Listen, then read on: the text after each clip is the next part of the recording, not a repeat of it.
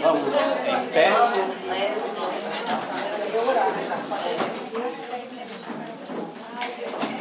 Em nome do Pai, do Filho e do Espírito Santo. Amém. Vinde, Espírito Santo, Enchei os corações dos vossos fiéis e acendei neles o fogo do vosso amor. Enviai o vosso Espírito, e tudo será criado, e renovareis a face da terra. Oremos. Ó Deus, que instruíste os corações dos vossos fiéis com a luz do Espírito Santo, fazei que apreciemos retamente todas as coisas, segundo o mesmo Espírito, e gozemos sempre da sua consolação, por Cristo Senhor nosso. Amém. Pai, do Filho e do Espírito Santo. Amém. Então nós queremos escolher o Padre Micael, você já conhece todo mundo aqui, ele já é conhecido de todos. Seja bem-vindo, Padre. Então, uma alegria tê-lo conosco. Como eu tinha dito a vocês semana passada, o Padre hoje vai partilhar conosco o tema, a espiritualidade litúrgica. Então vamos aproveitar, porque o Padre tem muito a nos oferecer. Obrigado, Padre. Amém. Bom, como o Padre João já falou, na semana passada vocês já viram espiritualidade como um conceito. Então, nós vamos aqui fazer dois momentos distintos, mas comunicantes, Primeiro, a partir da Sagrada Escritura, ver o que vem do que é a liturgia em primeiro lugar, a Sagrada Escritura, e a partir dela depois aí a teologia mesmo de espiritualidade litúrgica, para que a gente possa viver. Em primeiro lugar, só para introduzir, depois a gente já vai para a Bíblia, a palavra liturgia vem de duas junções aqui. O leit, que vem do iônico, que é uma das ramificações da língua grega,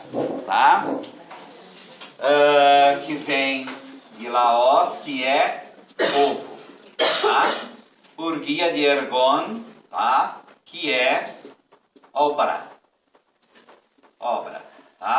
Então esse agir é um agir gratuito em favor do povo. Então esse agir em favor do povo, que no caso aí a própria salvação. Mas aqui não vai ser hoje um curso de liturgia, Então aí seria uma outra vertente. A liturgia está presente em nossa vida, em primeiro lugar, com os sacramentos, cujo centro é a Sagrada Eucaristia.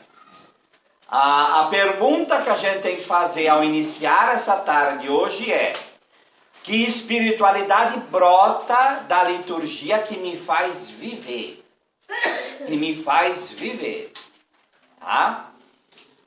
Se a gente for perguntar para nós, como católicos que somos, a nossa espiritualidade, a espinha dorsal que segura a nossa vida, não a espinha dorsal física, mas essa espinha dorsal que dá sentido à nossa vida, a primeira fonte dela é a liturgia. Então, nós temos vários tipos de espiritualidade. Então, corrente de espiritualidade dentro da igreja, Então, tem espiritualidade franciscana, nós como salvistas estamos construindo a nossa espiritualidade. Tem espiritualidade carismática, tem espiritualidade da libertação, tem espiritualidade de tudo quanto é jeito. Só que tem uma coisa: para nós, como católicos, não existe católico sem espiritualidade litúrgica. Não existe. Então, a liturgia, ela é o centro da espiritualidade cristã católica. Tá?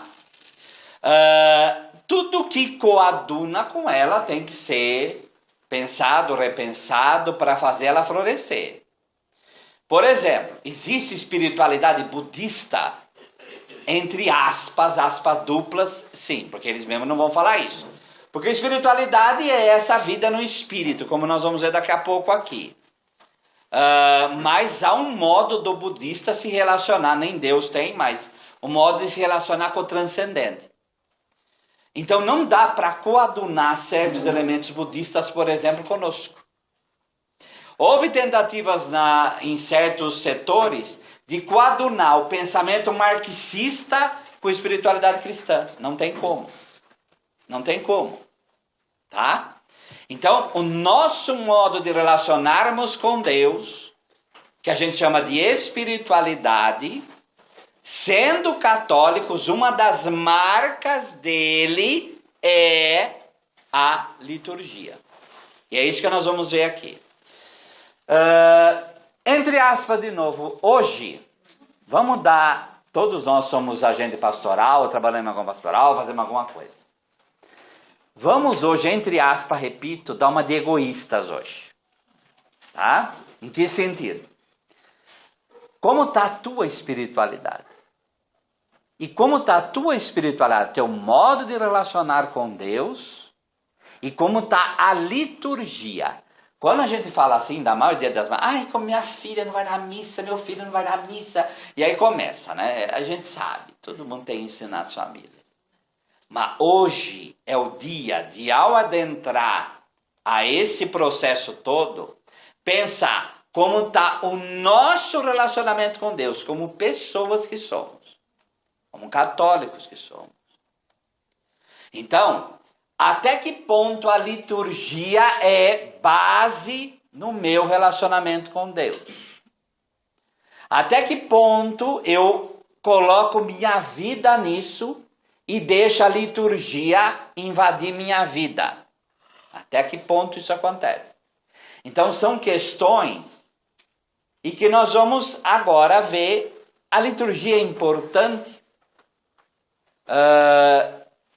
Esse celebrar o mistério pascal é importante para nós? Tudo isso a gente questiona para exatamente ver de que modo a gente está vivendo essa espiritualidade litúrgica e de que modo a liturgia está fazendo parte da nossa espiritualidade. Tá? A palavra liturgia, como a gente colocou no quadro, ela é uma palavra que vem do grego clássico, secular, e que foi assumido tanto pelos cultos pagãos e, obviamente, para traduzir o culto, no caso cristão. Então, já com as Bíblias na mão aí, vamos pegar Atos 13.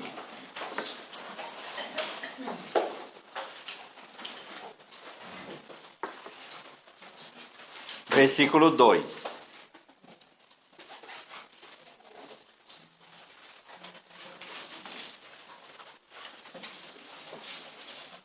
Atos 13, versículo 2.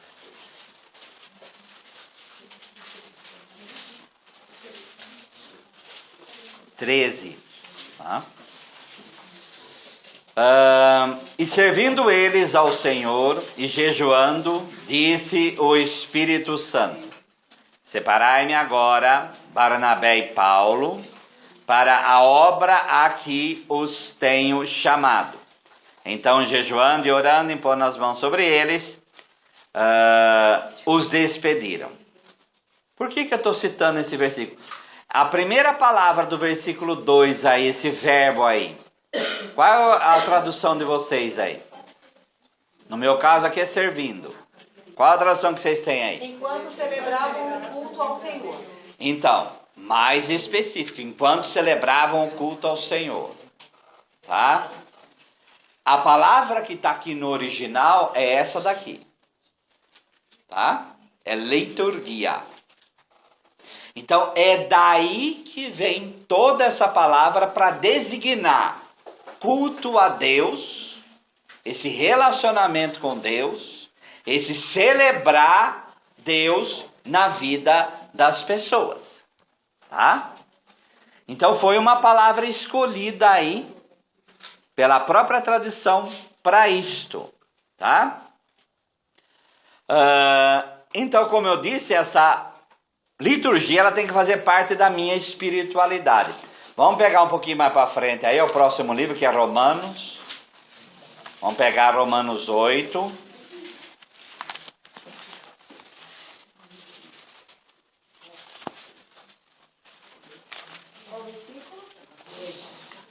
Romanos 8, versículo 5.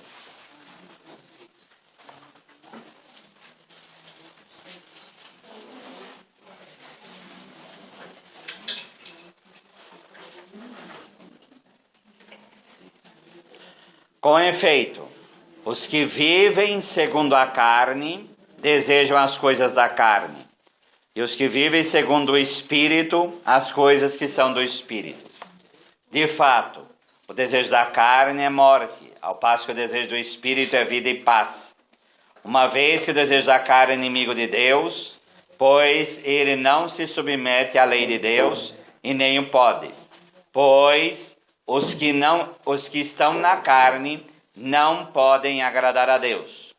Vós, porém, não estáis na carne, mas no Espírito.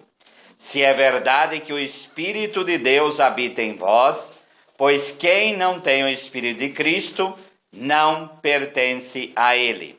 Se, porém, Cristo está em vós, o corpo está morto pelo pecado, mas o Espírito é vida pela justiça. E se o Espírito daquele que ressuscitou Jesus de Cristo dentre os mortos habita em vós, aquele que ressuscitou Cristo, Jesus, dentre os mortos, dará a vida também a vossos corpos mortais, mediante o seu Espírito que habita em vós. Atentos aí ao versículo 9. Vós não estáis na carne. O que é carne aqui? Carne é toda a dimensão da fragilidade humana.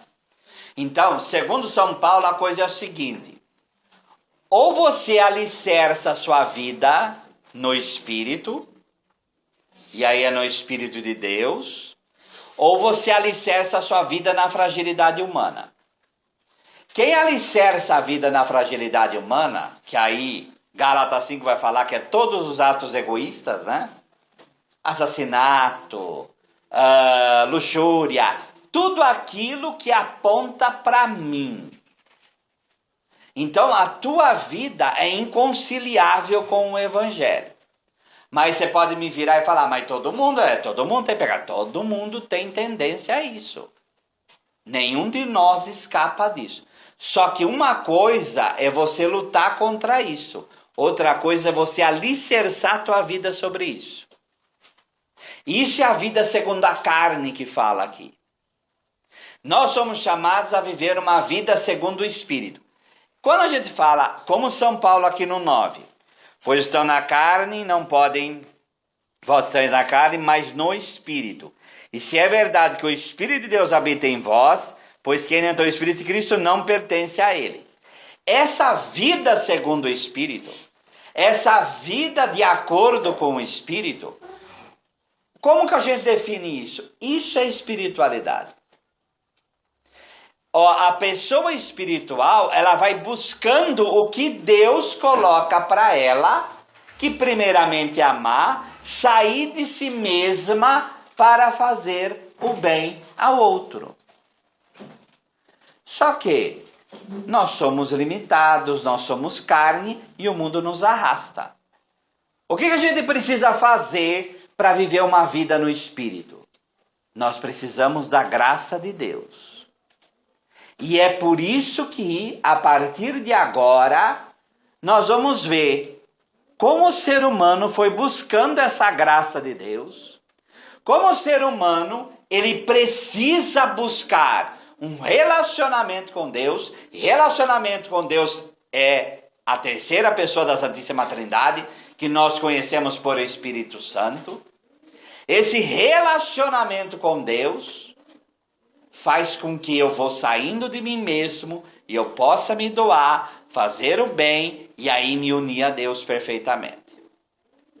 Ficou claro isso? Tá? O que a gente vai ver aqui? Nessa dimensão de sacrifício, o sacrifício oferecido a Deus foi o modo que o ser humano buscou para se aproximar de Deus. Para se aproximar. E Deus aqui, é claro que é o nosso Deus, mas o sacrifício, como a gente conhece, ele não é uma particularidade só do judaísmo, cristianismo. O sacrifício é universal. O sacrifício está nos povos todos. Porque ele faz parte da índole dos povos, como nós vamos ver. Tá? Só traduzindo, o sacrifício significa a missa. E para nós é a missa. Mas ofereceu carneiro, pessoas que ofereciam sacrifício humano. Então isso está presente nos povos. Tá? Então os negros que vieram da África, lá já faziam sacrifício aos seus deuses, depois vem o candomblé, depois muda aqui misturando num sincretismo que surge a Umbanda, a presença de sacrifício é a presença de sacrifício. Os astecas que eu fiz. Os astecas. Tem um filme de Mel Gibson, todo mundo gosta do Paixão de Cristo, mas existe um outro filme de Mel Gibson chamado Apocalipto. Aquele filme mostra perfeitamente o que é o sacrifício asteca. De arrancar o coração e fazer o coração descer os degrauzinhos lá. Tá? Então, é algo presente nisso. Então, o que é o sacrifício, gente? É essa dimensão de se querer se aproximar de Deus. Mas nós vamos chegar lá. Nós vamos pegar agora a Sagrada Escritura desde o começo para chegar nessa dimensão do sacrifício da Santa Missa, como a Nica disse. Tá? Para a gente poder entender. Tá? Vamos lá. Desde o comecinho. Gênesis 1,14. Vamos pegar lá no comecinho. Gênesis 1,14. Só peço que vocês... tanto na anotação como principalmente na mente, não vamos perdendo o fio da meada aí. É muito importante isso. Tá? Nós estamos aqui com espiritualidade litúrgica, mas a gente pensa que é só aqui, só hoje. Isso daqui é algo humano e que o ser humano precisa disso. Precisa. Tá? Disse também Deus: haja luzeiros no firmamento dos céus, para fazer a separação entre o dia e a noite, e sejam eles para sinais, para estação, para dias e para anos. Mas não está falando de sacrifício, o que isso tem a ver? No segundo dia, melhor, no primeiro dia já é criada a luz. O autor sagrado, o luzeiro no firmamento, para fazer a separação do dia da noite. Depois vai falar do luzeiro maior e do luzeiro menor. O luzeiro maior, obviamente, é o sol. O luzeiro menor, obviamente, é a lua. Por que o autor não coloca sol e lua? Porque naquele tempo se adorava sol e lua, então ele coloca luzeiro. Se a luz foi criada no começo... Por que essa história de luzeiro? Sabe o que o autor sagrado pensa?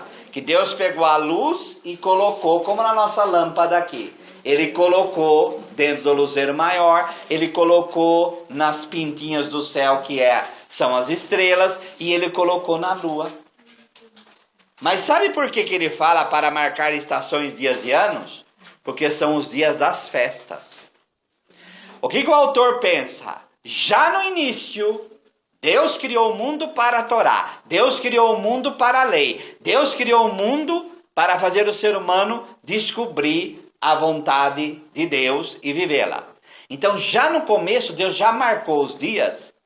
Para quê? Para marcar o processo do relacionamento com Ele pelas festas. Pelas festas. Então, para o autor sagrado, já no começo do mundo, Deus já fez assim... porque ele já queria esse processo de relacionamento com ele. Tá? Gênesis 4:2. Vamos aí para frente no sacrifício de Caim e de Abel. Aqui nós não vamos entrar em Caim e Abel, mas é só para ver essa dimensão de sacrifício. O que o autor sagrado pensa?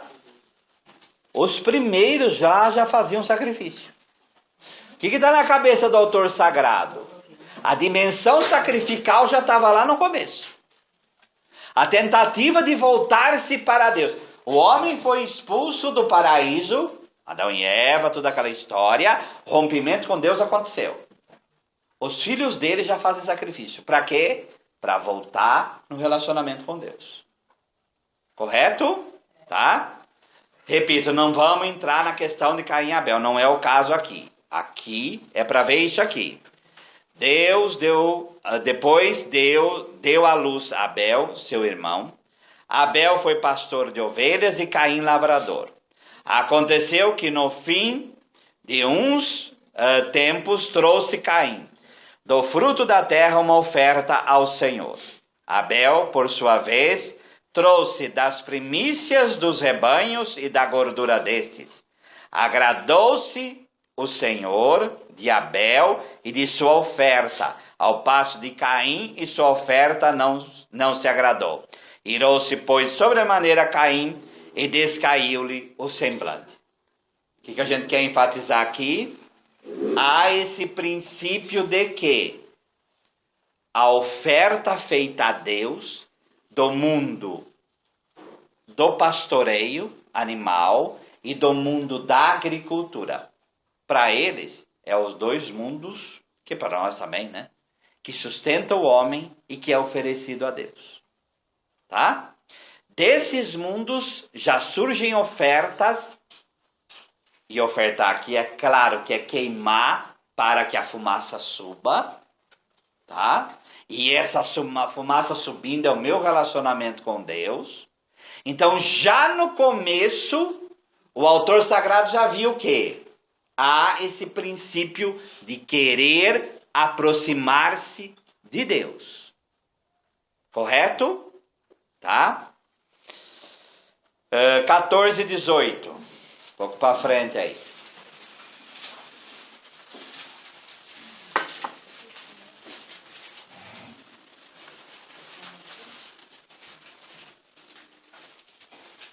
Melquisedeque, rei de Salém. 14, 18, tá? Melquisedeque, rei de Salém, trouxe pão e vinho. Era sacerdote do Deus Altíssimo. E abençoou ele a Abraão e disse: Bendito seja Abraão, pelo Deus Altíssimo, que possui os céus e a terra. E bendito seja o Deus Altíssimo, que entregou a seus adversários nas tuas mãos. E de tudo lhe deu a Abraão o dízimo. Característica aqui para o nosso pensamento aqui. Não vamos entrar o que é Melquisedeque. Melquisedeque vai ser pego pelo Salmo 110 para aplicar ao Messias. Vai ser pego por toda a carta aos Hebreus para mostrar quem é Jesus. Tá? E que Jesus seria esse verdadeiro Melquisedeque. Tá? Mas o princípio aqui é o quê? Pão e vinho oferecido a Deus. Pão e vinho como sacrifício a Deus. Então nós estamos no livro do Gênesis, já apontando para o que seria o nosso sacrifício hoje.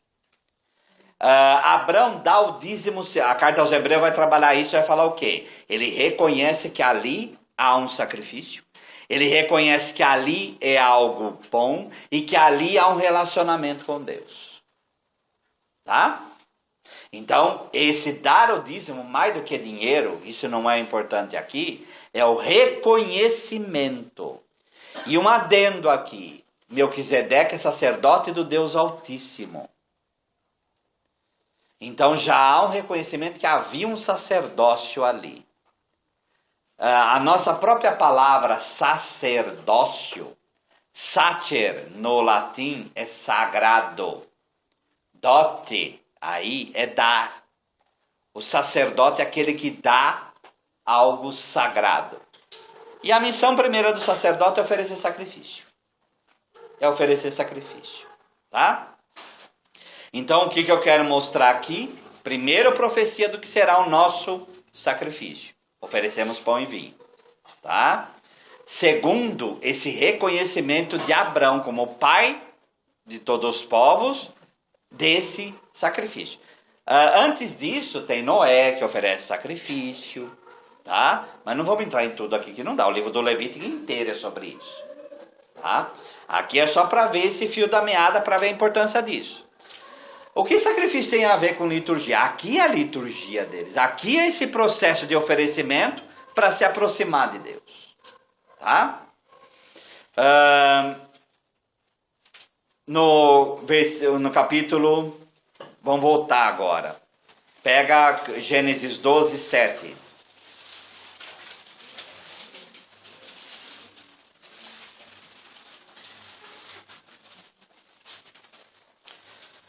Apareceu o Senhor a Abrão e lhe disse: darei à tua descendência esta terra. Ali edificou Abrão um altar ao Senhor que lhe aparecera. O que é importante aqui? Ele oferece um sacrifício,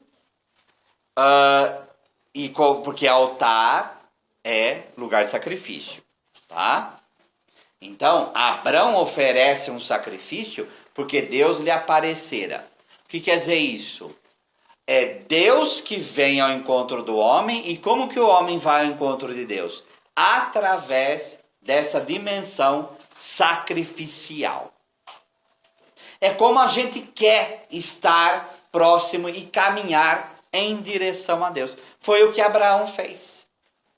Isso vai acontecer várias e várias vezes na Sagrada Escritura.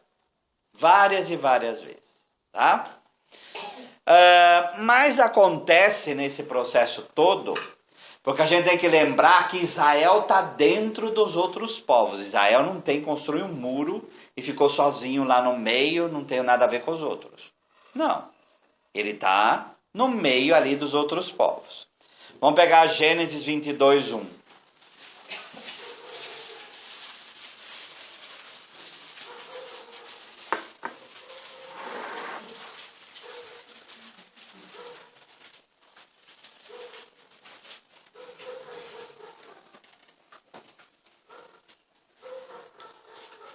Depois dessas coisas, pôs Deus Abraão à prova. Ele disse: Abraão. Este lhe respondeu: eis-me aqui. Acrescentou Deus: toma teu filho, teu único filho, Isaque, a quem amas, e vai para a terra de Moriá, oferece-o ali em holocausto, sobre um dos montes que eu te mostrarei. Aqui é um processo da tentação vinda para a incompreensão de Abraão. Por quê? Os outros povos ofereciam filhos. Mas aqui é para mostrar o quê? Isso acaba hoje. Tá? Para o israelita e depois para nós cristãos, não cabe oferecimento de filho de jeito nenhum. Então eu estou falando aqui várias vezes sobre sacrifício, mas a gente tem que pensar uma coisa. Por que sacrifício atrai tanto as pessoas? Por que fazer sacrifício para Deus? E o que é o sacrifício? É você pegar uma oferenda, tá? E queimar para Deus. E aquele processo da fumaça que sobe seria esse relacionamento com Deus. Mas por que o sacrifício maior, que é o holocausto, tem outros também como nós vamos ver, por que queimar? Por que fazer? Não tem um modo de fazer outra coisa diferente para Deus? Por que o ser humano, surgiu isso no coração humano, de oferecer algo, e esse algo tem que ser algo para Deus, para chegar perto dele? Por quê? O que vocês acham? Acho que queimar é porque eu acho, né, que a fumaça sobe, né, ao alcance de Deus. A fumaça sobe. Mas por que um animal? Porque o sacrifício maior é um animal. Como que o animal tinha que ser? Vocês lembram disso ou não? Sem mancha, sem defeito, de 1 ano e macho. Por quê? A primícia.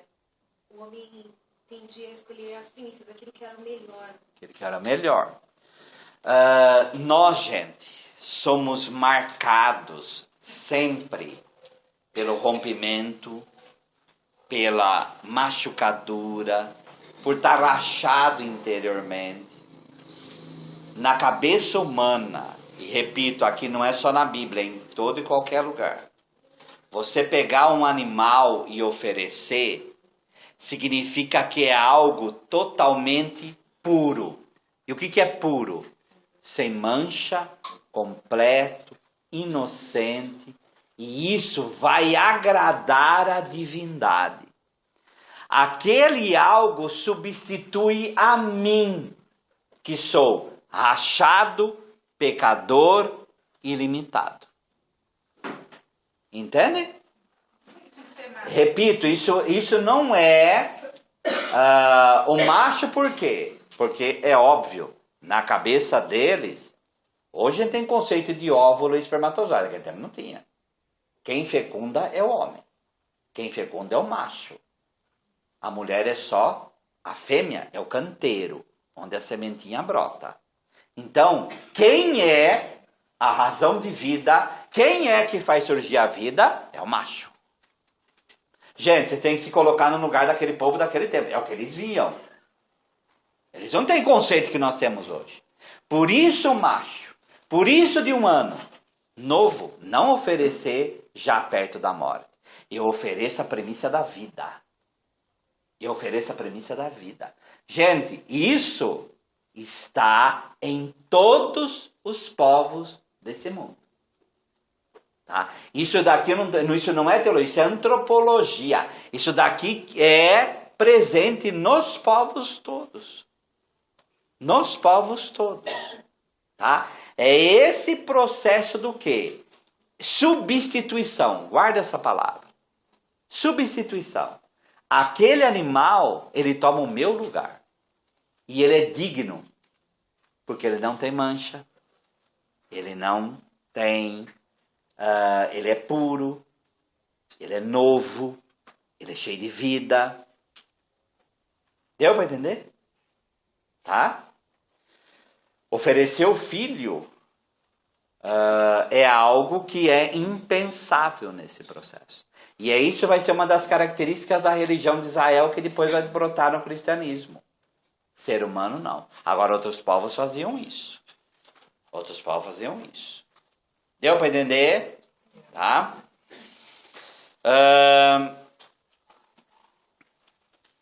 Êxodo 8, 27. Vamos pegar aí o próximo livro. O povo está escravo do Egito. E Moisés vai pedir para o faraó para libertar o povo. Tá? E aí o que ele propõe para o faraó? Tá? Então, Êxodo 8, 27.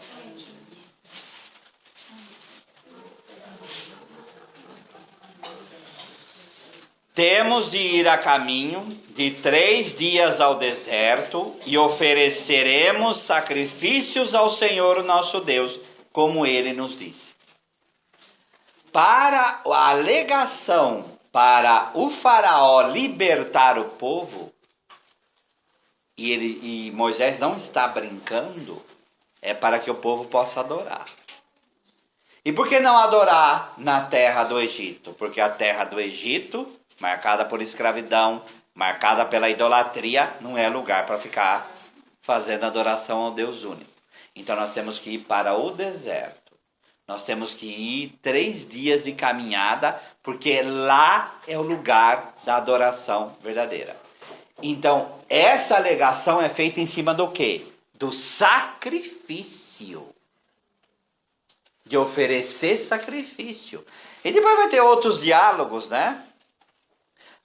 nós temos que levar nossos bois, porque não temos que oferecer bois lá, e por aí vai. Então, para ver o quê? O povo é livre, vamos usar o raciocínio, na medida que ele adora a Deus.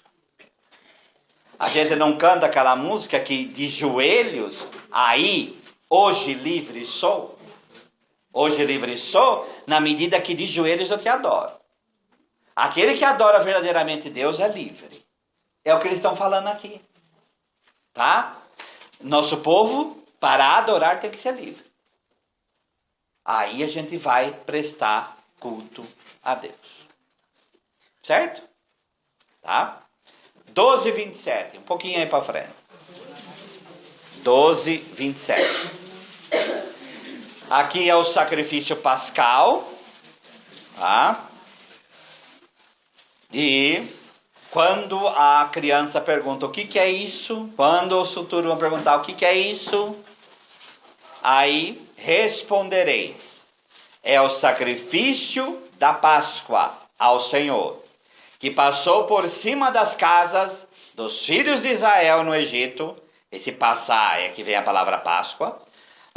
Quando feriu os egípcios e livrou as nossas casas. Então o povo se inclinou e adorou.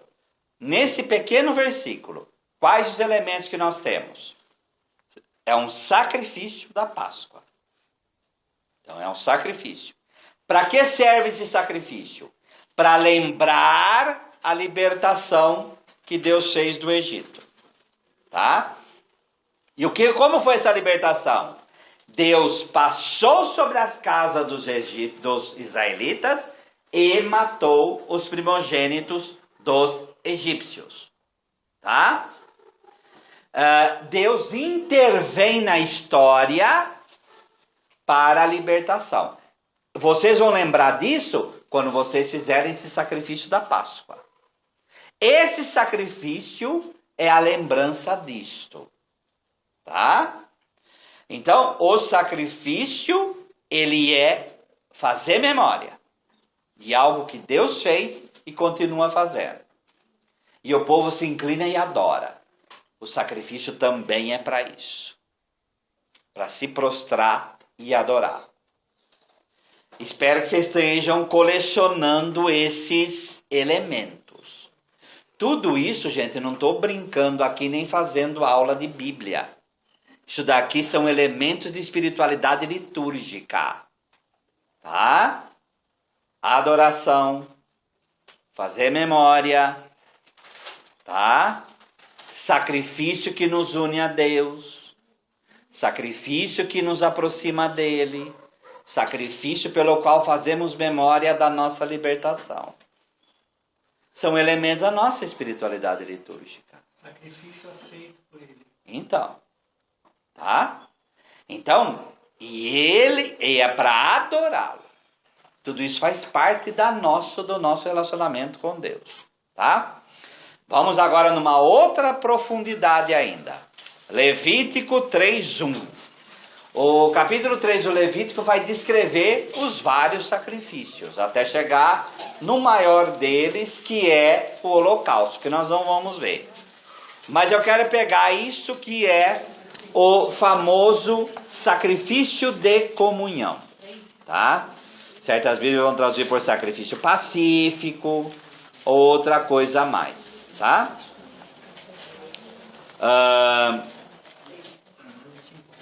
Esse Levítico 3.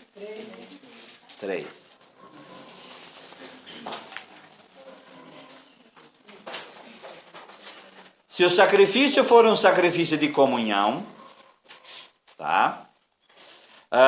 E se oferecer um animal grande, macho, aí macho ou fêmea, será animal sem defeito que oferecerá perante Deus, tá? O que acontecia? Depois, o capítulo inteiro vai falar sobre isso. Não dá tempo de ver isso aqui, então vamos pegar aquilo que é importante.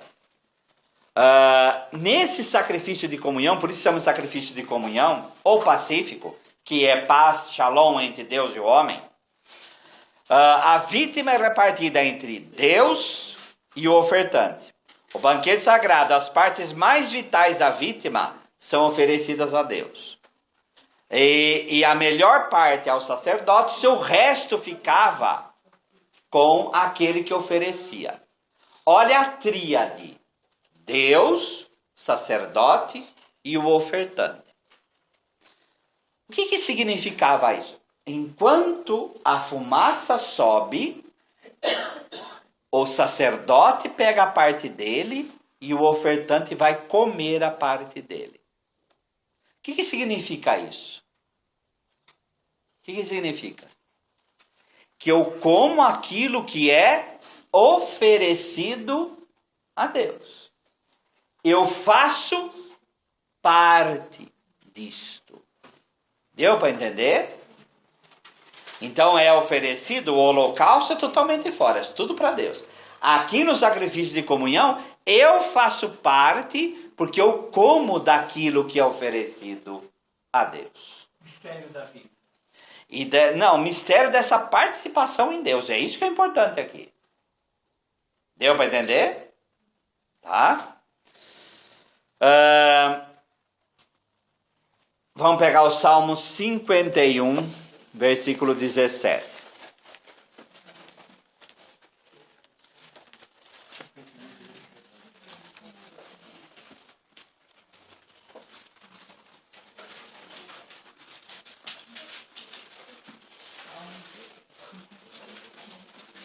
Qual o salmo, padre? 51, 17.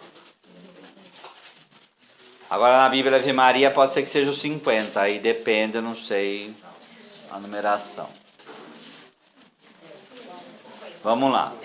Sacrifícios agradáveis a Deus são espírito quebrantado, coração compungido e contrito, não o desprezarás, ó Deus. Há um processo depois da Sagrada Escritura, isso vai ser trabalhado pelo profeta Isaías, isso vai ser trabalhado no salmo anterior a esse, tá? De que?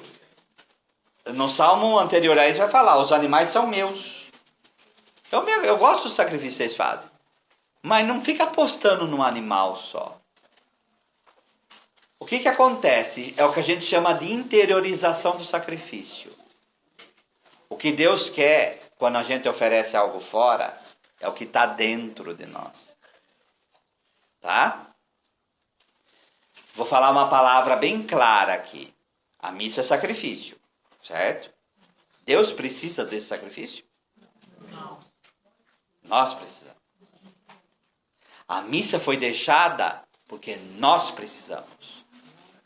Então, se é nós que precisamos, gente, a coisa é de coração que tem que ser entregue a Deus. Por isso que uma das munições da oração eucarística é corações ao alto. Está começando ali o processo de sacrifício. Tá? Por que corações ao alto? No latim é ad, sursum corda, né? Habemus ad dominum, quer dizer o quê? Nós temos, habeo, o nosso coração ad dominum.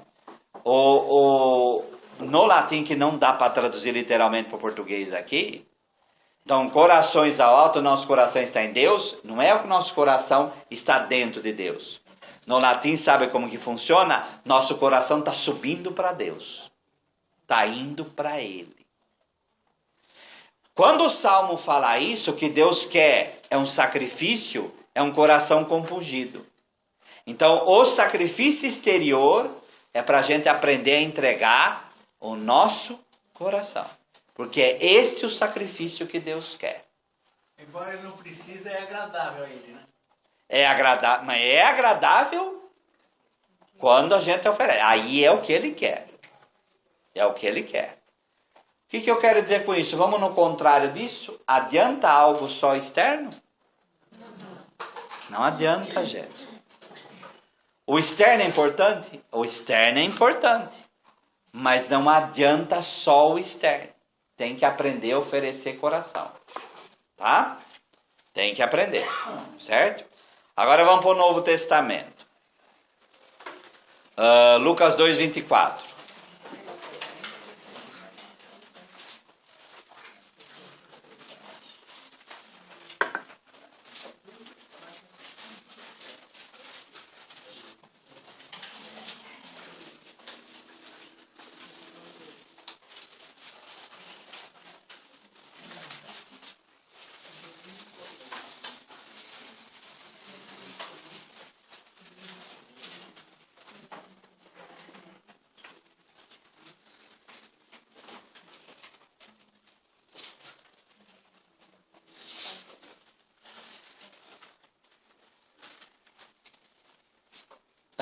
E para oferecer um sacrifício, segundo o que está escrito na referida lei, um par de rolas ou 2 pombinhos.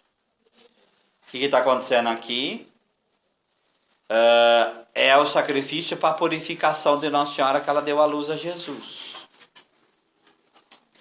Eles dois, Maria e José, levando o menino Jesus também para ser apresentado, esse sacrifício também por causa do oferecimento do primogênito para Deus. O que a gente vai buscar aqui para nosso estudo aqui? Maria e José tinham essa espiritualidade sacrificial, que está presente dentro do judaísmo da época. Tá? Então Maria e José tinham essa piedade sacrificial desse tempo. Certo? Então não é algo estranho ao ambiente do Novo Testamento. Tá? Mateus 12, 5. Vamos voltar um pouquinho para trás aí.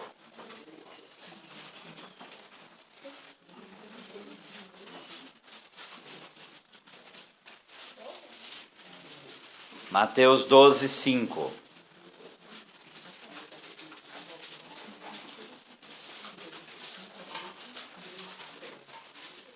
O que Jesus começa a fazer? Ou não lestes na lei que os sábados, o sacerdote no templo violam o sábado e ficam sem culpa? Pois eu vos digo, aqui está quem é maior do que o templo. Mas se vós soubesseis o que significa, misericórdia quero, não holocausto, não terias o condenado inocentes, porque o Filho do Homem é Senhor do sábado. Se misericórdia que eu quero não holocausto é uma frase do profeta Oséias. O que Jesus está falando? A misericórdia, ela é a alma muito maior do que o sacrifício. Tá? É o amor aqui verdadeiramente. Tá? Com isso, Jesus não está falando que o sacrifício não presta. Ele está falando da essência da lei e da essência do sacrifício. Qual que é a essência? A misericórdia.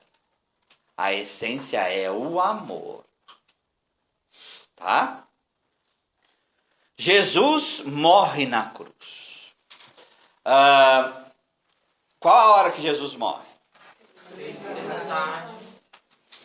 Então, quando Jesus morre, está morrendo na cruz, o carneiro está gritando lá no templo, sendo sacrificado. Ao mesmo tempo. Por isso que é essa hora. Tá? Estritamente, se você olhar a cruz, não é um sacrifício. Não está sendo ninguém queimado, um animal. Mas como que João Batista vai chamar Jesus? O Cordeiro de Deus. Ali já estava a senha. Ele vai ser oferecido. Tá? Para ter sacrifício precisa 3 coisas. Quais são? A vítima, o sacerdote e o altar. Nós lemos que a cruz é o altar e que Jesus é o sacerdote e Jesus é a vítima. Ninguém toma minha vida, eu a entrego. A carta aos Hebreus vai ler que com isso se encerra todos os sacrifícios. Todos eles. Por quê? Porque Jesus ofereceu Efapax, de uma vez por todas, um sacrifício único, eterno. Porque ele é filho de Deus. O que nós falamos que a vítima tem que ser? Perfeita. Mais puro do que isso, impossível. Ele é o próprio Deus. Tá? Só que a carta dos Hebreus vai falar, mas para ele ser oferecido, ele tinha que ter assumido um corpo. Senão, como que ia se oferecer? Tá? Então, esse corpo oferecido é perfeito. O sacrifício é tão perfeito que não precisa mais de outro. Ele é único. Tá? Ele é único. Então, é sacrifício? É sacrifício. Tá? Vamos pegar Efésios 5:2.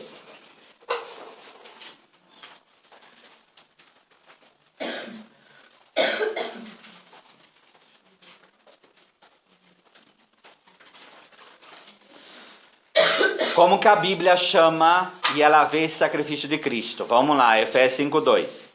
E andai em amor, como também Cristo nos amou e se entregou a si mesmo por nós, como oferta e sacrifício a Deus, em aroma suave. Tá? Então, nós devemos amar como Cristo amou. E como que Cristo amou? Ele se entregou como sacrifício agradável a Deus. Tá? E esse sacrifício é para unir a Deus e apagar pecado. O sacrifício dele faz a união perfeita com Deus e apaga todo o pecado. Ficou claro? Tá? Vamos pegar Hebreus 9:26.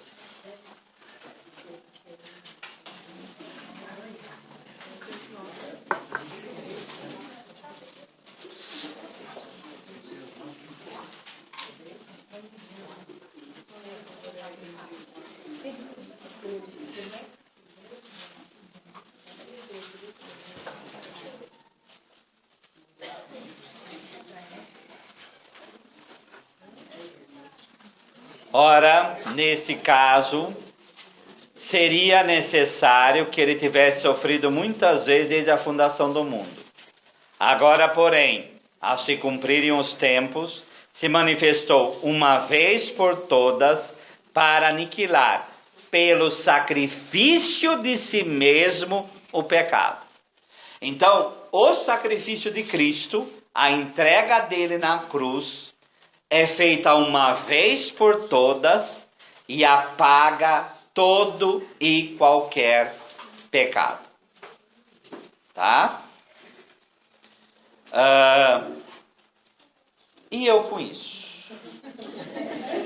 E nós com isso? Até agora, vamos relembrar tudo que nós vimos.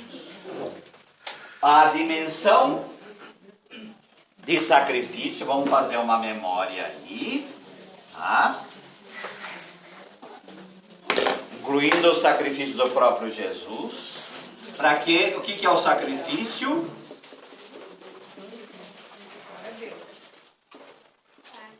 Então, é para Deus. E aí é um processo de adoração, de união e de perdão. Tá? Esse sacrifício precisa de sacerdote, a vítima e altar. Tá? Vítima pura, íntegra. O que mais que a gente aprendeu dessa história toda? O que mais que a gente viu nessa história toda? Nossa, faz relacionamento com Deus. Oi? fumaça para relacionamento. Então, o relacionamento com Deus já está aqui. Tá? Nessa união. O que mais? Sem mancha. Pura. O que mais? Adoração. A adoração já está aqui. O que mais? O altar. O altar. O altar já está aqui. Tá? Fazer memória. Muito importante isso.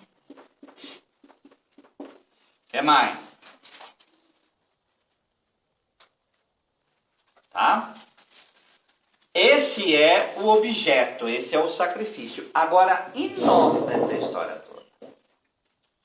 O que somos nós e que tipo de espiritualidade brota disso para nós? Isso que aqui, agora começa essa estruturação toda. Tá? Então, nós celebramos liturgia, nós celebramos Eucaristia.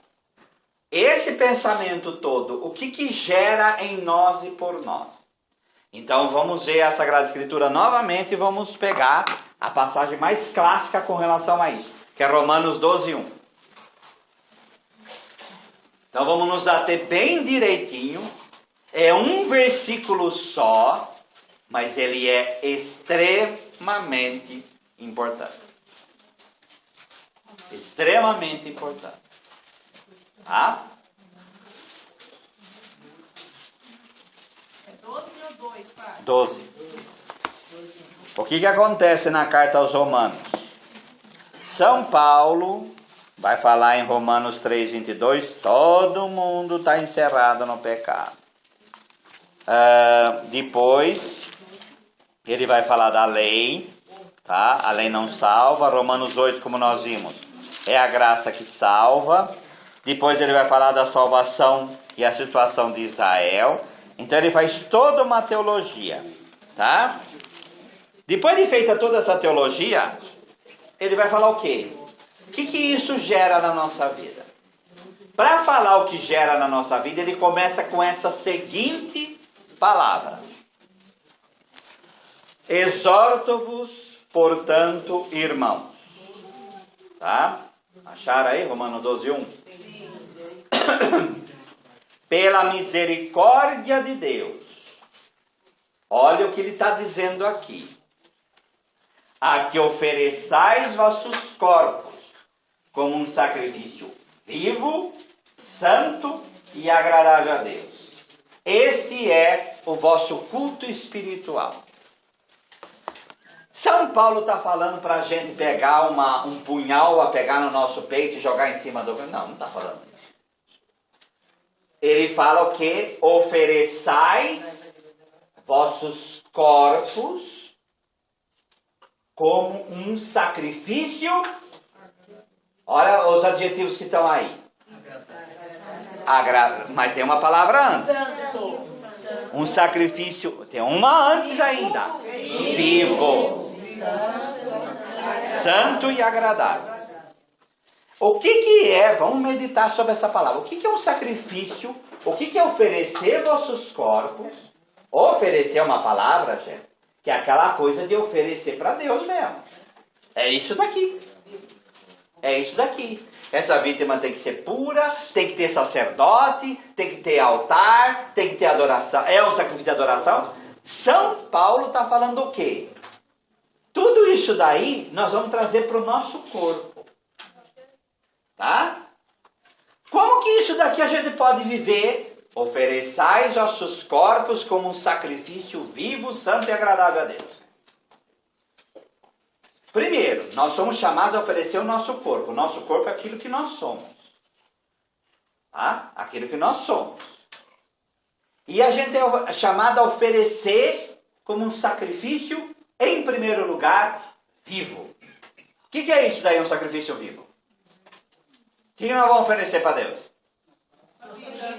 A nossa vida. E o que é a nossa vida? Nosso comer, nosso beber, nosso relacionar, nosso falar, nosso brincar, nosso amar, tudo oferecendo para Deus. Nosso coração, tudo.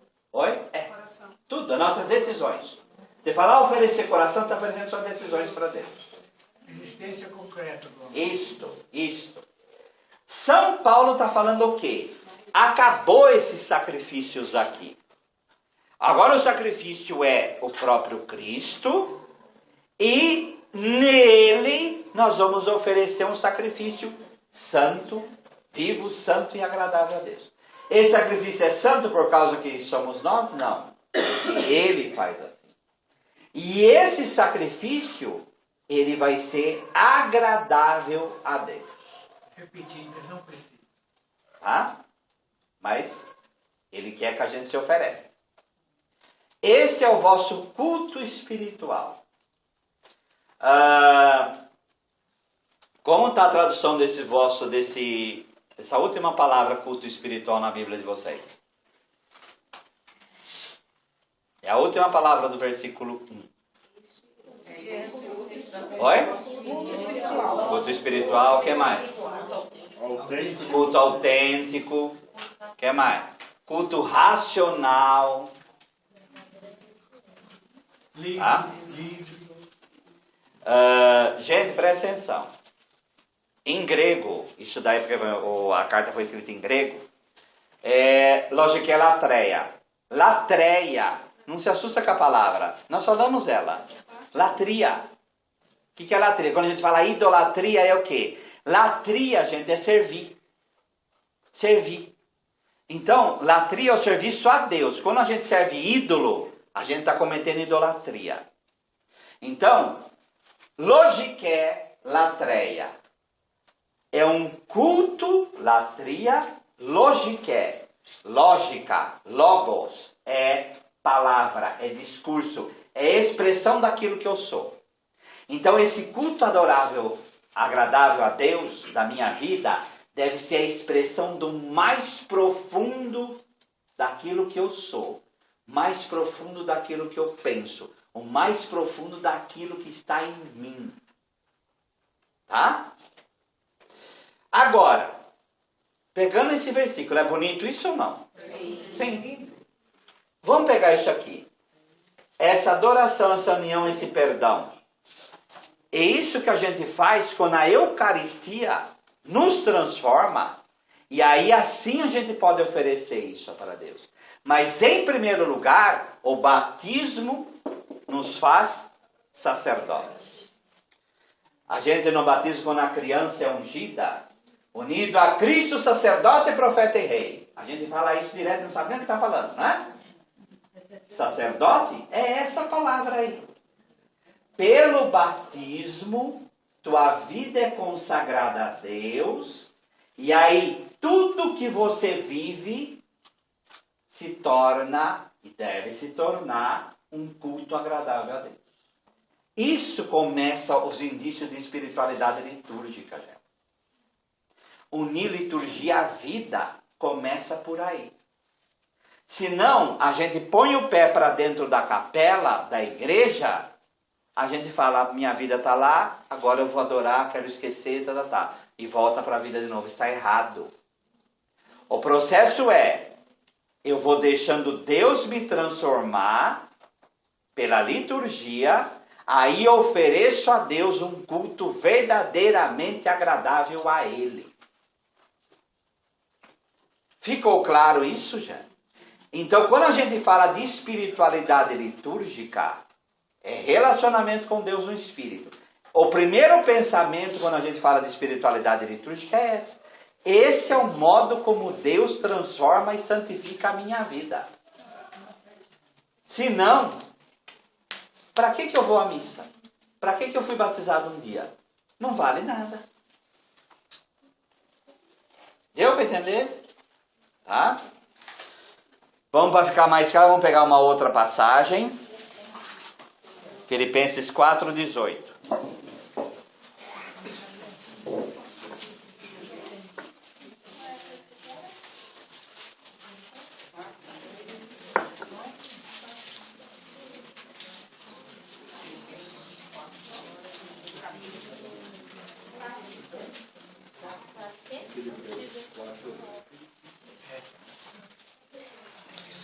Pode parecer estranho, mas o que nós estamos vendo aqui? Qual a compreensão do Novo Testamento sobre sacrifício, tá? certo? Recebi tudo e tenho em abundância. Estou suprido desde que Epafrodito me passou às mãos o que me veio de vossa parte, da comunidade de Filipos, como aroma suave, como sacrifício aceitável e aprazível a Deus. A contribuição de Filipos, São Paulo vai chamar de uma oferta agradável ao Senhor, de um sacrifício aceitável ao Senhor. Por quê? Porque ele vê que está imerso num coração oferecido a Deus. Tá? Então, é algo que a pessoa fez e que realmente foi em Deus. E assim eles leem. Assim São Paulo lê. Tá? Na consagração, padre, durante a missa é um sacrifício. Não, nós vamos chegar lá. Aqui primeiro nós estamos vendo a dimensão no Antigo Testamento e no Novo Testamento, mas nós vamos para a liturgia já. Não se preocupem. Hebreus 13, 15.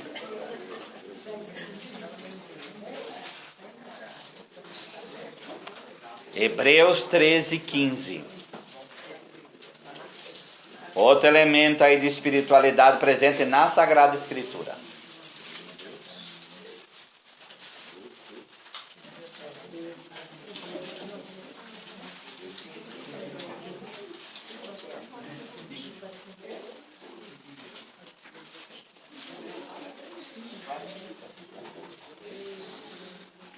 Por meio de Jesus, através de Jesus, pois ofereçamos a Deus sempre sacrifício de louvor, que é fruto de lábios que confessam o seu nome. Oferecer um sacrifício de louvor, que no Antigo Testamento tinha outro conceito. A carta aos Hebreus vai falar, o sacrifício de louvor é um fruto de lábios que confessam o seu nome. Esse é um sacrifício. Quando a gente canta, louva, proclama a palavra, a gente está fazendo um sacrifício agradável ao Senhor. Assim deveria ser. Assim deveria ser. Então a palavra faz parte do sacrifício? Para Hebreus, sim. Para a carta aos Hebreus, sim. Tá? E vai chegar um dia, vamos pegar Apocalipse 7. E aí a última passagem, tá? A gente já vai lá pro fim exatamente para acabar com isso. Vai chegar um dia, nós vamos morrer. Tá? E o Apocalipse, que todo mundo tem medo, que não entende porquê, o Apocalipse é uma grande liturgia. O Apocalipse é uma grande liturgia. E o autor do Apocalipse sabe como ele vê o futuro, o céu. Começa aqui e vai terminar lá. E lá vai ser também uma grande liturgia. Tá? Uma grande liturgia. Olha como ele diz no versículo 9. Apocalipse 7, versículo 9. Depois disso, eis que viu uma grande multidão, que ninguém podia contar, de todas as nações, tribos, povos e línguas. Tradução. Se nós somos para o céu, nós vamos estar no meio desse povo aqui. Certo? Tá? Espero que todos queiram estar. Né? Estavam de pé. O que é estar de pé? Está ressuscitado. A posição em pé é estar ressuscitado. Diante do trono, o trono é o lugar do Pai, e diante do Cordeiro, trajados com vestes brancas, veste do batismo, e palmas na mão, o símbolo da vitória do martírio. E em alta voz proclamavam: a salvação pertence ao nosso Deus, que está sentado no trono e ao Cordeiro. E todos os anjos que estavam ao redor do trono, dos anciãos e dos 4 seres vivos, o que é? O mundo celeste. Os anciãos representam o Antigo e o Novo Testamento. E os 4 seres vivos representam todo o poder de Deus presente na criação. Se prostram diante do trono, sinal de adoração. E com a face em terra para adorar a Deus diziam: Amém, o louvor, a glória, a sabedoria, a ação de graças, a honra, o poder e a força pertence ao nosso Deus pelos séculos dos séculos. Amém. O que o autor está falando? É isso que nós vamos fazer no céu. Essa doação toda pertence, eu estou dando louvor, estou dando honra, estou dando ação de graça. Que nós fazemos aqui vai continuar no céu. O céu seria essa grande liturgia. Então, vamos aprender aqui para viver lá. Tá? Ficou claro isso, gente? Tá?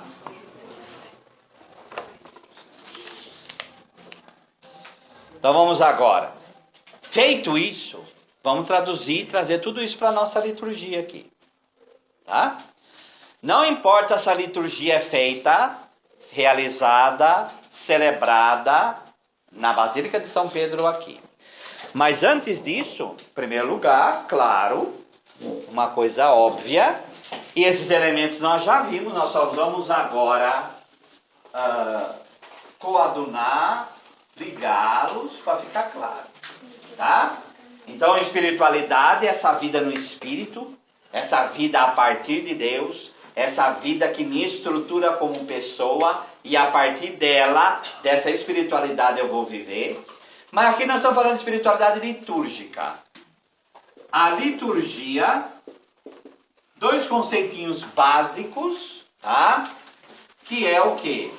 Celebração do mistério pascal e exercício do sacerdócio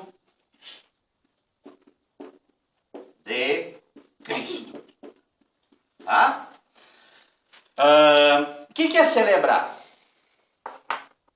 O que é celebrar? Vamos lá em casa que eu quero celebrar meu aniversário. Aí todo mundo senta, fica olhando para a cara do outro. Aí pergunta: que celebração de aniversário é essa, gente? Se alegrar. Se alegrar. Então, não é às vezes não, porque a gente pode celebrar um velório e é celebração também. E é celebração. O que a gente faz em um velório quando a gente... Aí tá pegando o que a frase que a Luz está falando. Quando a gente faz um velório, o que a gente fica falando normalmente? Não, fora aqueles que são inconvenientes. A gente fica falando do quê? Do morto, né? Olha, você lembra que ele falava isso? Você lembra que ele fazia aquilo? Você lembra que era... A gente começa a fazer memória, gente. Só um adendinho. Você sabe por quê? Se sabe que é onde está construída a Basílica do Santo Sepulcro, que é ali que Jesus ressuscitou? Não é porque tinha uma capela, porque o Império Romano durante 300 anos ficou ali por cima. Existia um costume judaico, e quando os discípulos iam fazer memória do que o mestre falava, eles iam conversar em torno do túmulo. Tá? E aí eles faziam memória do que o mestre falava. E no nosso caso não é diferente. Tá? Mas pegando no nosso mundo, o que é celebrar? Oi? Não, mas é celebrar. Celebrar, qual a primeira palavra que a gente lembra de celebrar? Comemorar, fazer festa. Fazer festa, gente. E a própria palavra comemorar vem de memória também. Vem de memória também. Quer dizer, esse fazer festa. Esse fazer festa. Tá? E nessa festa... Eu quero celebrar, quando no aniversário a gente celebra a vida. Então eu quero falar para os outros. E os outros falando para mim. Por isso dar presente. Tua vida é importante. Minha vida é importante. Então eu quero oferecer para vocês e falar. Vamos agradecer. Porque a vida é importante. O que tem num aniversário? Vamos lá. Bolo. Que fica sempre por último. O que mais? Bebida. O que mais? Presente. Engraçado que nós falamos agora é a pessoa que dá. Normalmente o presente é as outras pessoas que vêm. É essa troca. Comemoração do aniversariante, né? Sim, mas o que mais tem? A gente pega aquelas embalaginhas, põe tudo a comida dentro e fala, vai comer na sua casa? Oi? Comunhão, né? Partilha, conversa, música, canto, dança. O que mais? Que é o parabéns. Tá? Então, é algo que envolve as pessoas por inteiro. Transfere isso para a liturgia. Canto. O que é a conversa? A liturgia da palavra, a homilia, a oração. Tá? As preces. Música. Gestos. Comida. Pão e vinho. Até o cheiro, que é o incenso. Nós celebramos o mistério pascal. O que é mistério pascal? Então, a Páscoa de Jesus, o cume é a cruz e a ressurreição. Mas quando a gente fala mistério pascal, é desde a concepção de Jesus até a festa de hoje, da ascensão dele. Tudo isso a gente celebra dentro da liturgia. E quando a gente celebra, a gente faz memória desse mistério, dessa passagem do Filho de Deus no nosso meio. Da palavra que se faz carne. Nós fazemos memória e isso é liturgia. A mesma coisa, exercício do sacerdócio de Cristo. O que é exercitar? Exercitar é fazer. O que é o sacerdócio dele? O que é o sacerdócio de Cristo? Servir. Não, o dele. Como ele serviu? Quando ele se entrega totalmente a nós. E ele se entrega na cruz para a nossa salvação. Ele foi obediente até a morte, morte de cruz. O exercício sacerdócio dele é o quê? Nós fazemos memória quando a gente realiza isso novamente. Tá? E aí, qual a espiritualidade que brota disso? Né? Espiritualidade litúrgica é, a atitude do cristão que serve de base para a sua vida. É essa própria espiritualidade. Toda a sua vida humana conscientemente vivida no exercício autêntico da liturgia, de modo que esse torne cumen et fons de toda a sua ação.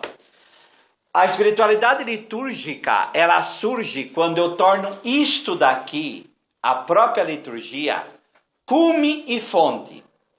Cume é aquilo que é o topo do morro, né? E fonte, aquilo que brota e que desce.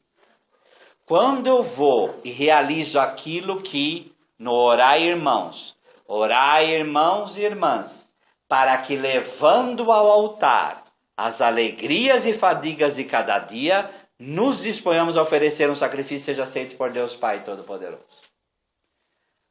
Quando a gente vai à missa, quando a gente vai a uma liturgia, o que é espiritualidade litúrgica? Eu pegar a minha vida, não só a tristeza, a dor e o que eu me faz sofrer, mas a minha alegria também, eu uni ao sacrifício de Cristo. eu uni aquilo que ele fez na cruz e que está sendo atualizado ali. Tá?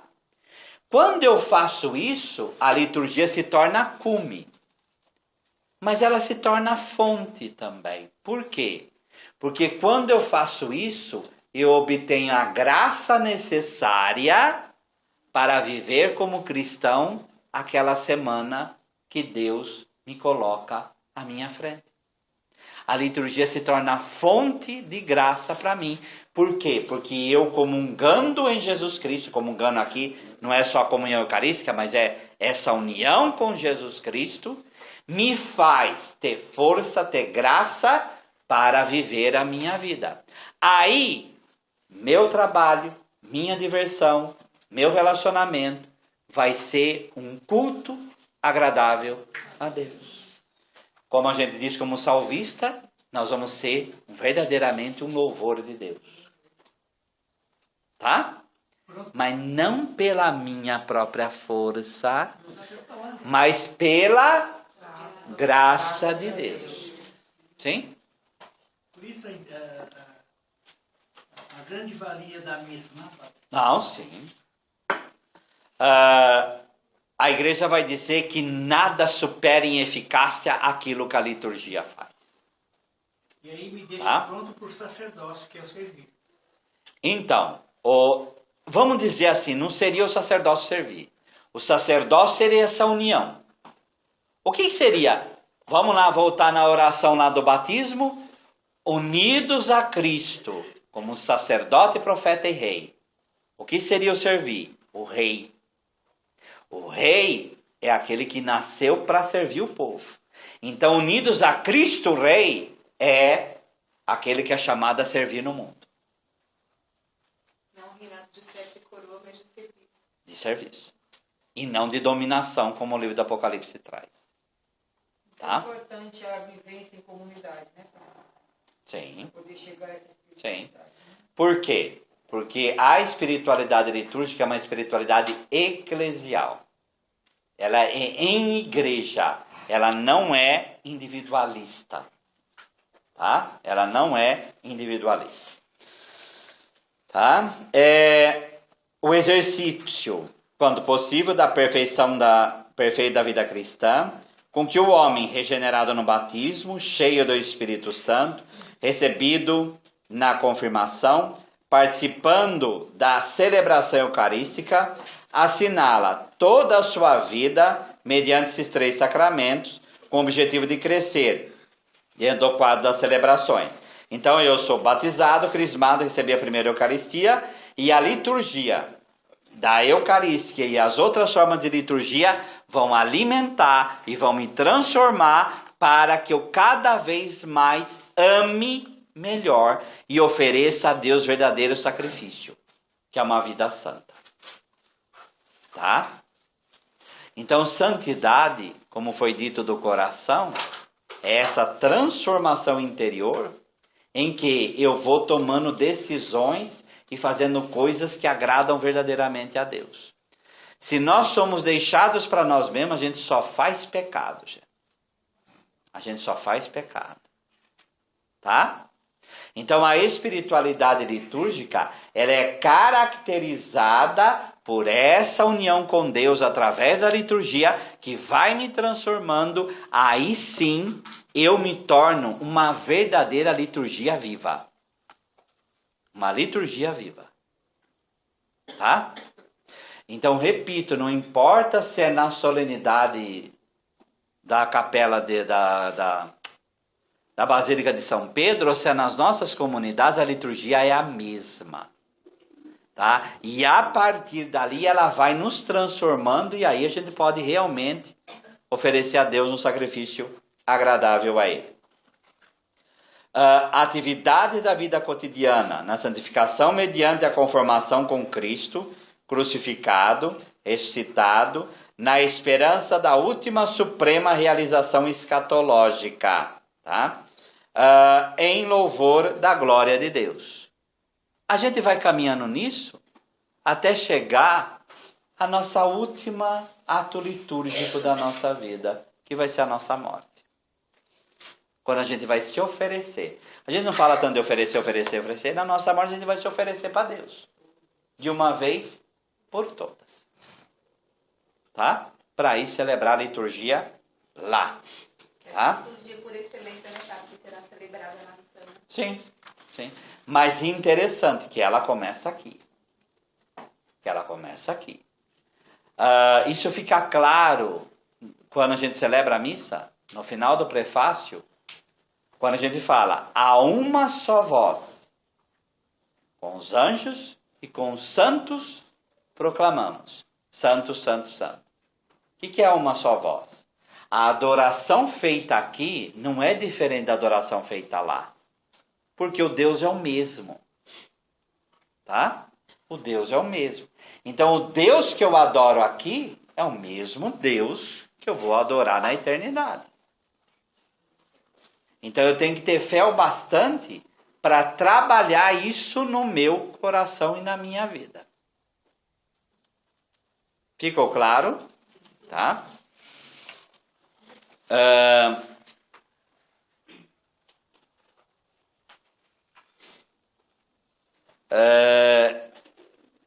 A realização da espiritualidade litúrgica são a vontade decidida, presta atenção nisso, de basear-se na forma objetiva da liturgia, em se tratando da edificação de uma vida autenticamente espiritual, sob a inspiração do Espírito Santo. Eu basear minha vida nisso. Mas a gente pode, depois de tudo que a gente falou, mas pode ser diferente? Tem gente que pensa que sim. Tá?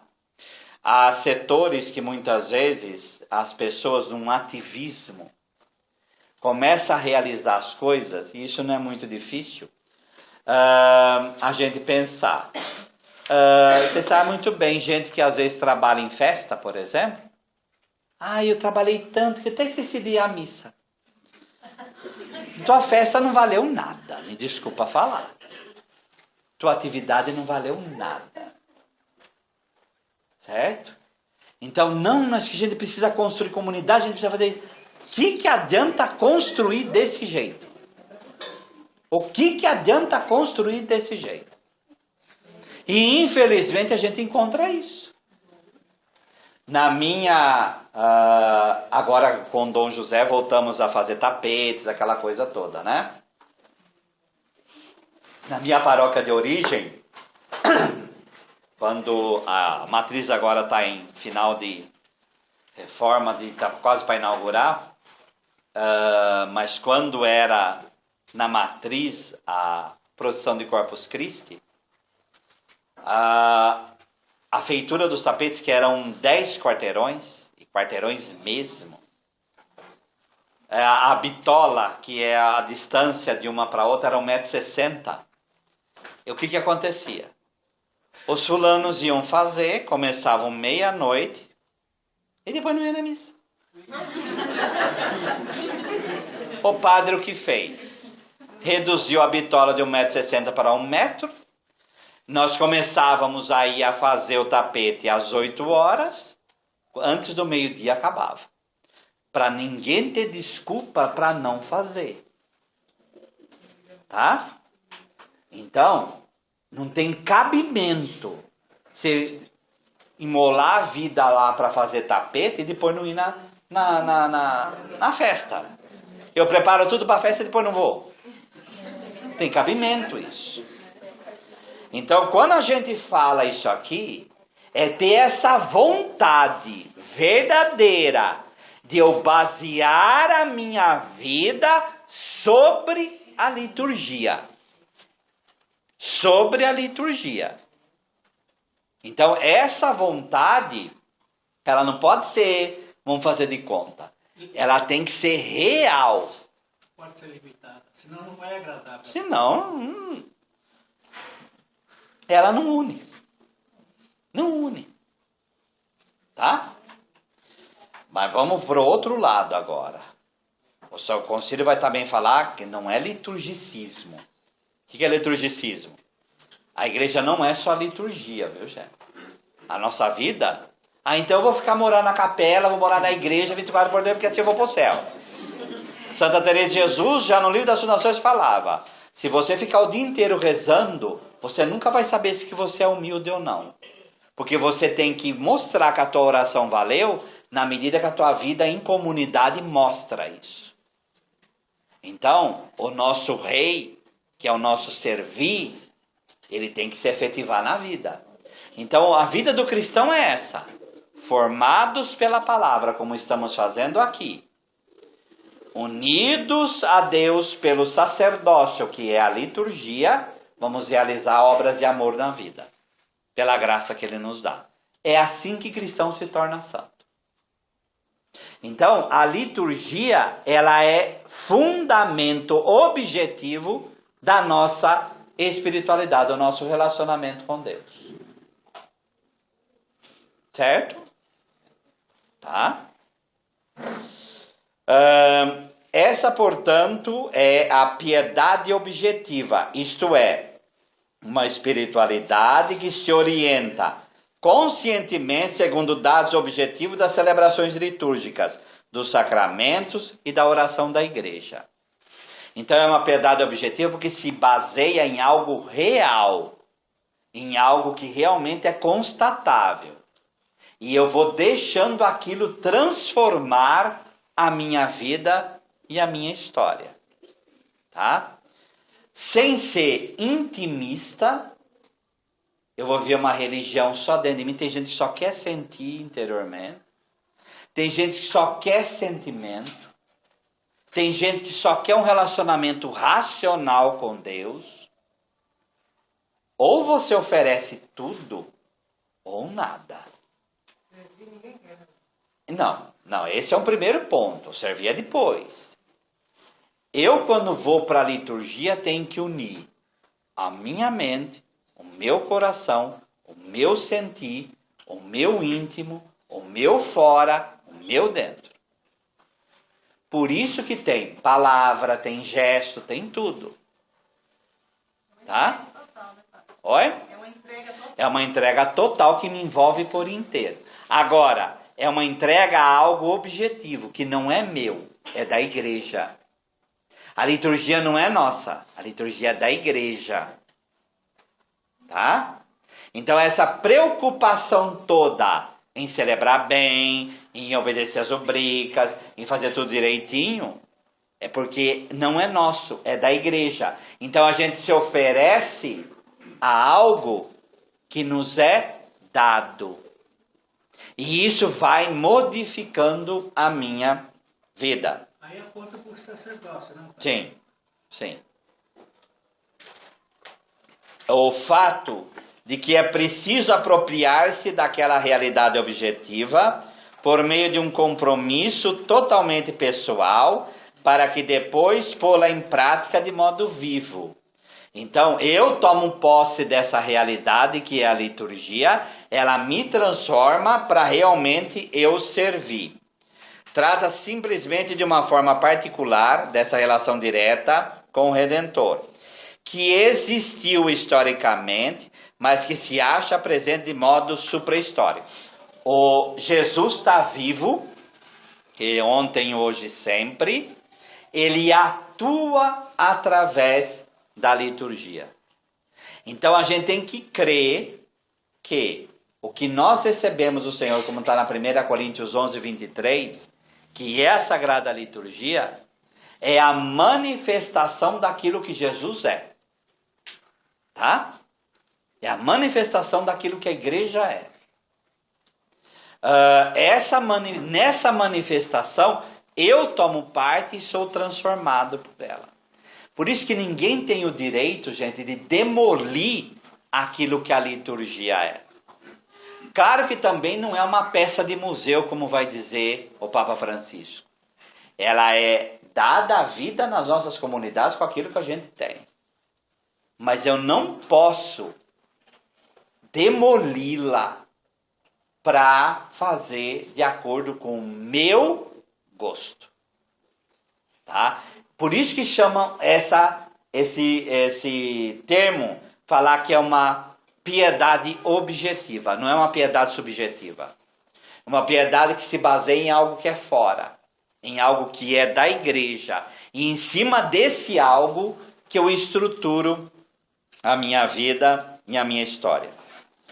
Na liturgia, a comunidade crente e o indivíduo com ela estão nessa relação imediata com o Redentor.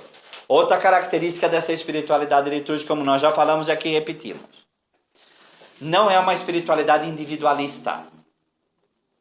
Eu rezo na minha casa, como muitos dizem, né? Eu rezo na minha casa, para que eu preciso?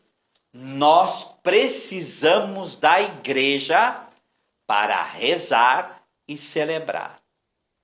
Deus nos fez comunidade. Ele nos fez dessa forma. O ser humano, ele é gregário. Gregário quer dizer, ele quer estar junto com os outros, por natureza. Nós podíamos ser como outros animais? Poderíamos, mas Deus não nos fez assim. Deus não nos fez como um cavalo que ao sair já sai, já mama, já vai embora. Deus não nos fez como a serpente ou o jacaré que é largado os ovos lá, a hora que nasce sozinho, pelo instinto eles vão vivendo e acabou. Deus não nos fez como a minhoca, que não tem macho e fêmea. Mas Deus nos fez macho e fêmea para aprender a viver junto.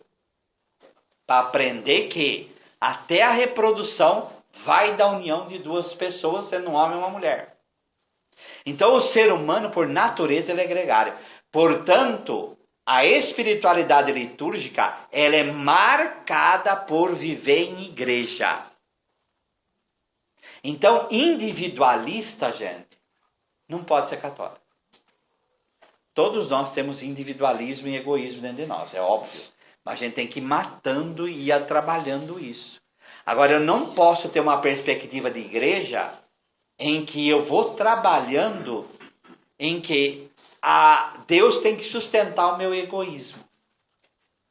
Então, vocês repararem, a nossa espiritualidade litúrgica, a gente tem que tolerar os outros, tem que conviver com os outros. O canto do meu irmão sustenta o meu e eu sustento o canto do meu irmão. As respostas juntos, os gestos juntos é para simbolizar o quê? Em igreja nós vamos até Deus. Dependência direta. Sim, e do irmão. E das pessoas. Tá? Deus não poderia ter feito uma religião individualista, em que cada um rezasse na sua casa e pronto? Sim, mas não quis. A salvação, e em liturgia, passa pela convivência com o outro. Tá? E aí se realiza o mistério de Cristo. Tal mistério, na sua totalidade, é norma objetiva da construção individual, inteiramente pessoal, da nossa vida espiritual, de modo tal que o mistério pascal, vivendo, ele é exprimido e nele eu vou vivendo. Não tem outro modo de Deus nos tocar e a gente tocar Deus de modo tão objetivo. Existe uma expressão chamada ex opere operato, quer dizer o quê? Há uma garantia de que na liturgia sacramental Deus realiza a sua obra. Sou padre, é o maior pecador do mundo, não interessa. Deus realiza a sua obra. Tá? Então essa garantia tem que trazer essa paz no nosso coração de que eu tenho a certeza objetiva de que aquilo alimenta a minha vida e a minha história. A liturgia é fonte e norma. Quer e deve explicitar-se na totalidade de uma vida espiritual, que por sua vez reconduz a ação litúrgica como seu vértice e auge. E a igreja deve introduzir o fiel na liturgia, já preparando para ela, isto é, pregando a mensagem de Cristo. Nós, quando aprendemos algo, nós, como estamos fazendo aqui, ou qualquer curso que vocês fizerem, ou se fizer 4 anos de teologia, mais 2 anos de mestrado, mais 4 anos de doutorado, tudo deve convergir para a liturgia. E dela produzir verdadeiras obras de amor. Vocês têm que lembrar que tanto em Mateus 4 quanto Lucas 4, o demônio, para discutir com Jesus, utiliza da Sagrada Escritura. Tá? O demônio, para discutir com Jesus, ele usa o templo. O demônio, ele sabe muito de Deus. Mas qual é a diferença, espero, entre o demônio e nós? É que nós vivemos em Deus. O demônio não.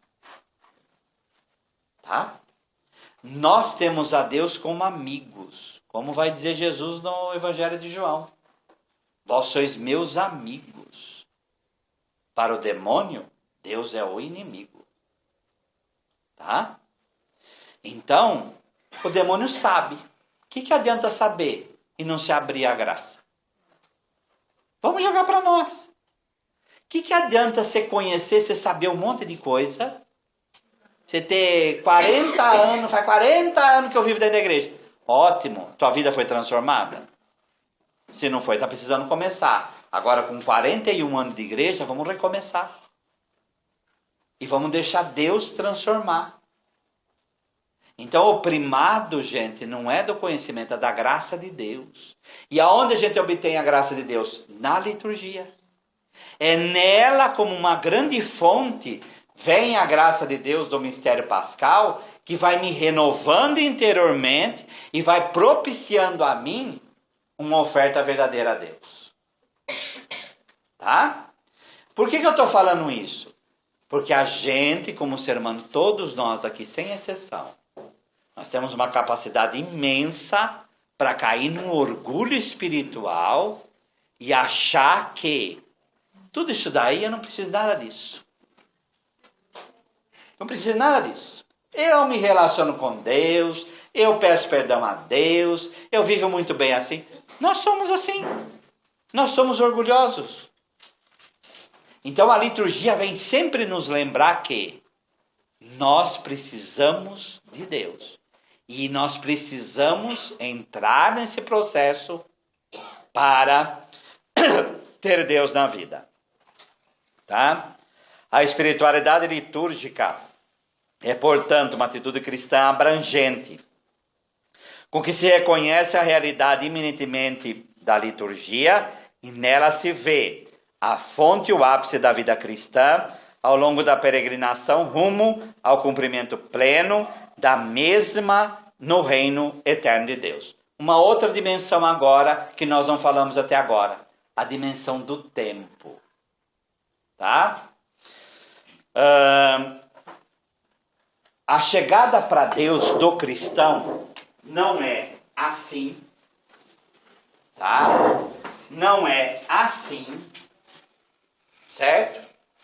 A chegada para Deus, nossa, a gente nasceu num ponto na nossa vida e com uma espiral, em cada ano litúrgico, nós vamos caminhando para Deus até chegar ao dia em que nós morrermos. Em cada ano litúrgico, tá? Nós celebrando o mistério pascal, nós celebramos os mistérios da vida de Jesus, também aqueles que viveram o mistério pascal como Nossa Senhora, como santos, tá? Então, nós passamos por cada ano litúrgico, a gente podia pensar assim, mas eu sei que vai ser uma Semana Santa, tudo ano a mesma coisa, não é? Tudo a mesma coisa. Mas liturgia não é teatro, gente. Liturgia é celebração. Como na tua festa de aniversário, você não quer uma festa só. Isso já valeu por resto da vida. Não. Todo ano celebrar a tua vida. Quando você aqui, na Páscoa, a Páscoa de 2018, não vai ser a mesma Páscoa de 2019, como não é a mesma Páscoa de 2017. Por quê? Porque a celebração com que eu me uno a Deus no tempo hoje, em igreja hoje, essa vida ela vai sendo transformada. E aqui, no ano que vem, 2019, é outra vida, outros acontecimentos e até outros pecados que eu vou oferecendo a Deus no meu coração contrito e vou sendo deixado transformar por Ele. Até o dia em que não vai haver mais tempo, em que vai acontecer a minha Páscoa eterna, a minha passagem eterna. Entendem? Então a liturgia, a espiritualidade litúrgica, ela é temporal também. O tempo vai sendo santificado e cada dia, cada missa, para de contar missa, viu? Se é um ingrediente, como isso daí, Teresa falava também, isso daí só insufla orgulho, para de contar missa. Ah, quantas missas? Não interessa. O importante é que eu vou na missa hoje e hoje eu vou me oferecer a Deus. Tá? Hoje eu vou me oferecer a Deus. Então, cada ano, cada dia, cada missa é uma nova entrega, é um novo recomeço, é uma nova graça que Deus vai me transformando e eu vou começando tudo de novo. A gente pode entender isso como mistério, Padre? É um mistério da nossa própria vida. Tá? Porque nem nós mesmos sabemos. Você sabe como Deus está te salvando agora? Não sabe, gente. Não tem coisa na nossa vida que estava lá o vício lá atrás, o problema lá atrás. A gente olha, nossa, mas eu não estou fazendo mais aquilo. O que aconteceu? Porque Deus vai transformando a vida da gente. Depois a gente vai se desdobrando, tentando entender, e aí a vida vai indo. Então, outro conteúdo da espiritualidade litúrgica é a santificação do tempo. Eu vou deixando com que minha vida vá sendo transformada por Deus. Tá? E isso daí é algo extremamente precioso. Tá?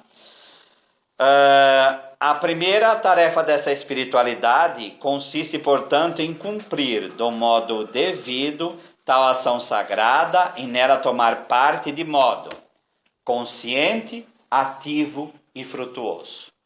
Outra característica dessa vida litúrgica é: eu tenho que participar da liturgia.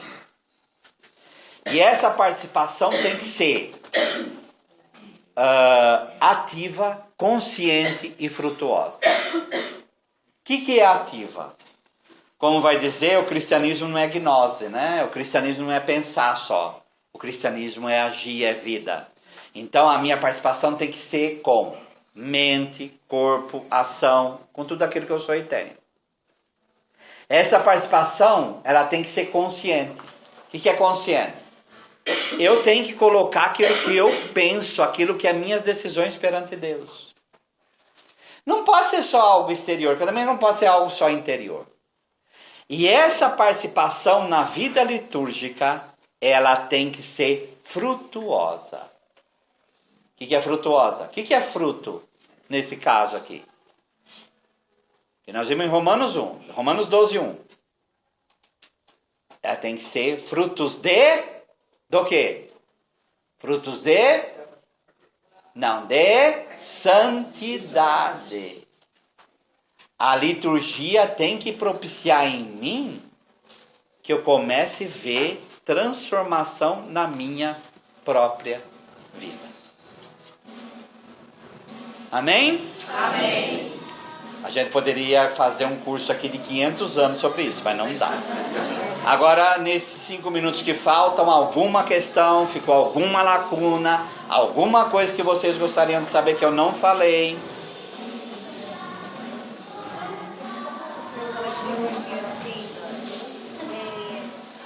Você fala de cada ano diferente.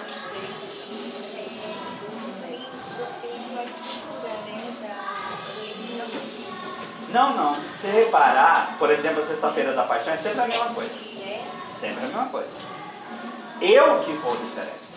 Jesus é o mesmo ontem, hoje e sempre. E celebrar na liturgia, ele é o mesmo ontem, hoje e sempre. Só que eu vou sendo transformado por ele. E o ideal é que cada ano a gente vá crescendo na fé. E isso, cada encontro com Jesus aqui, até o último encontro, vai sendo diferente. Não. A liturgia, ela pode ter as mudanças dela, ela tem a estrutura dela, mas se você reparar, ela é com todo objetivo e claro. Mas quem deve mudar, sendo transformado. Alguém mais? Uma coisa que eu queria entre a assistir a missa e participar. Não. Essa é uma tecla do concílio, né? Essa participação, como eu falei, ativa, frutuosa, realmente transformante da pessoa. Tá? Alguém mais sem dúvida? Ficou alguma lacuna? Amém? Então vamos em pé.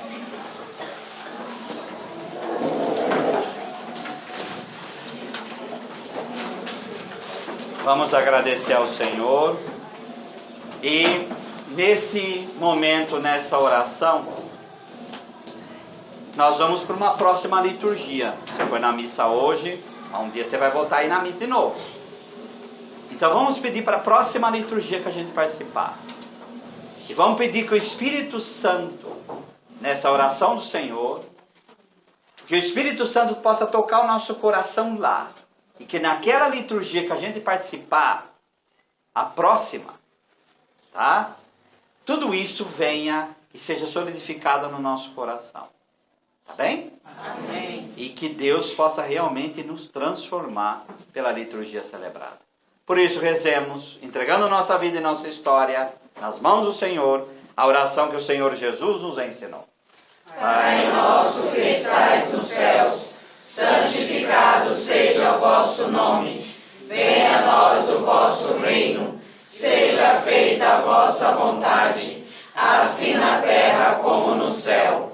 O pão nosso de cada dia nos dai hoje. Perdoai as nossas ofensas, assim como nós perdoamos a quem nos tem ofendido.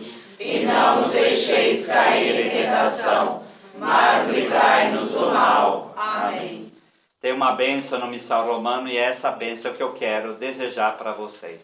O Senhor esteja convosco. Ele está no meio de nós. Concedei, ó Deus, ao povo cristão conhecer a fé que professa e amar a liturgia que celebra por Cristo nosso Senhor. Amém. Abençoe-vos Deus Todo-Poderoso, Pai e Filho e Espírito Santo. Amém. Glorificai o Senhor com vossas vidas. Ide em paz, que o Senhor vos acompanhe. Graças a Deus.